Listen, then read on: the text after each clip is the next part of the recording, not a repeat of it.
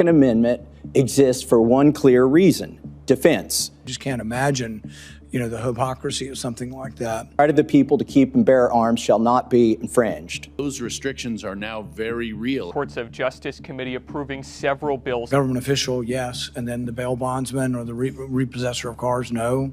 It's someone else's turn. Get out of the way. The Second Amendment is the ultimate check on our government.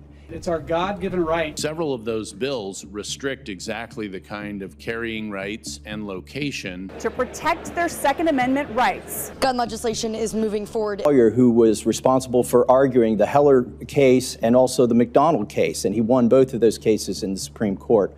Major Supreme Court ruling. It's a case that legal experts will be watching closely when it likely heads before the justices. We have a massive situation developing at the U.S. Supreme Court that every single Second Amendment supporter needs to be watching right now. Just this morning, the court released a brand new orders list that has sent shockwaves through the legal community. We're talking about a major new case being granted, critical updates on felon in possession laws, and a looming deadline that could change everything by Wednesday. The High Court is clearly signaling that they are not done with the Second Amendment this term, and the implications of what they just did today are going to trickle down to every single lower court in this country. If you've been following the fight over who can and cannot legally own a firearm, today's news is the missing piece we've been waiting for. So, let's break down exactly what the court just did and why the next 48 hours are the most critical we've seen in years. Courts of Justice Committee approving several bills. Major Supreme Court decision. Gun legislation is moving forward. It's our God-given right. The headline coming out of the Supreme Court today is the case of Beaird v. United States. Now, you might be asking, why does this matter?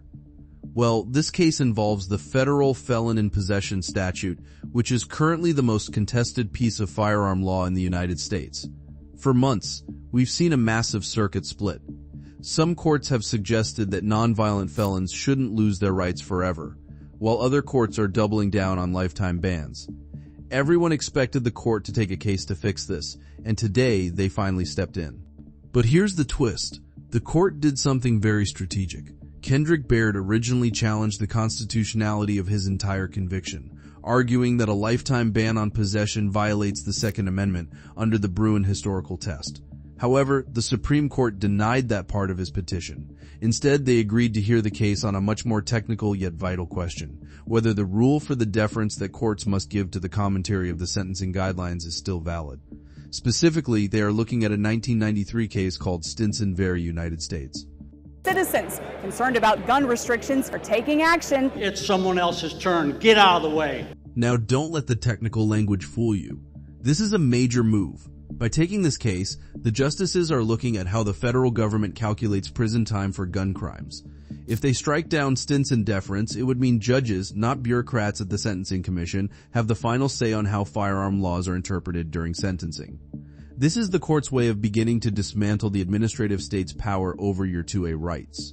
They are effectively putting the federal government on notice that the current one-size-fits-all approach is under the microscope. It's okay for me to get protection, but not for you because you're a private citizen. I just can't imagine, the hypocrisy of something like that. Several of those bills restrict exactly the kind of carrying rights and location. Government official, yes, and then the bail bondsman or the repossessor of cars, no.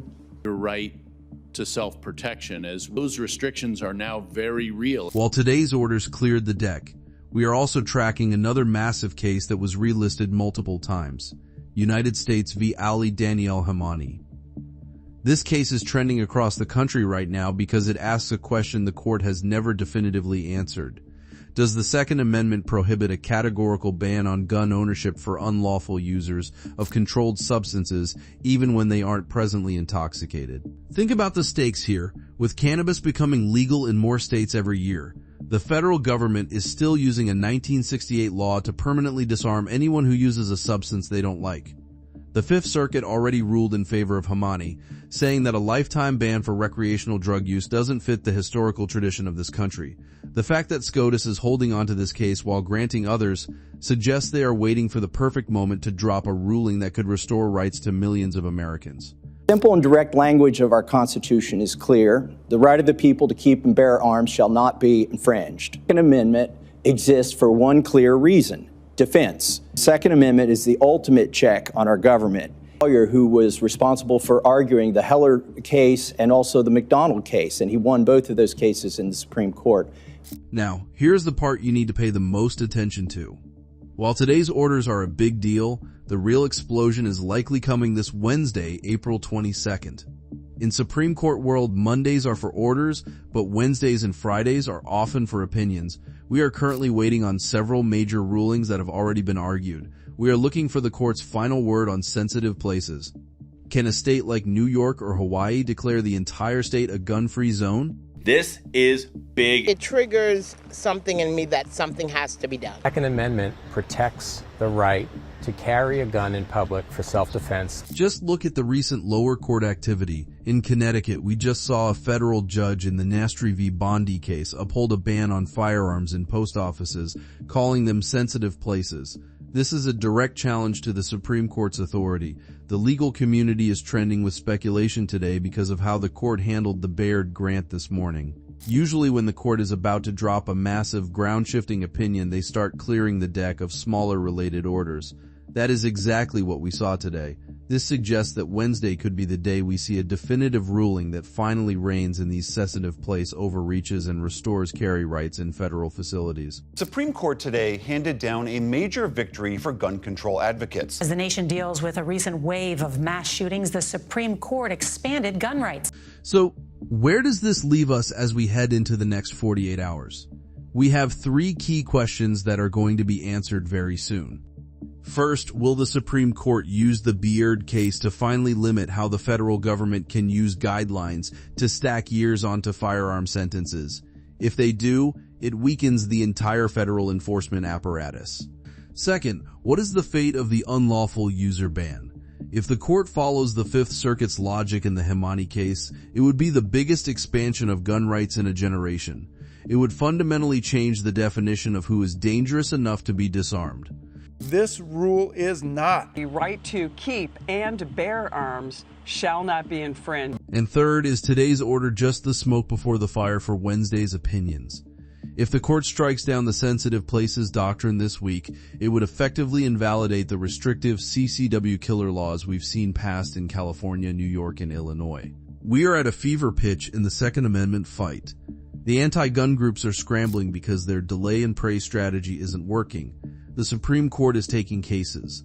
They are issuing orders, and they are demanding that the Second Amendment be treated as a first-class right. As soon as those opinions drop on Wednesday, or if we get another surprise order, I will be the first one to break it down for you right here. If you want to stay ahead of the curve and know exactly how these laws affect your rights, make sure you like this video. Leave a comment below saying 2A shall not be infringed to help the algorithm push this to more people, and subscribe to the channel.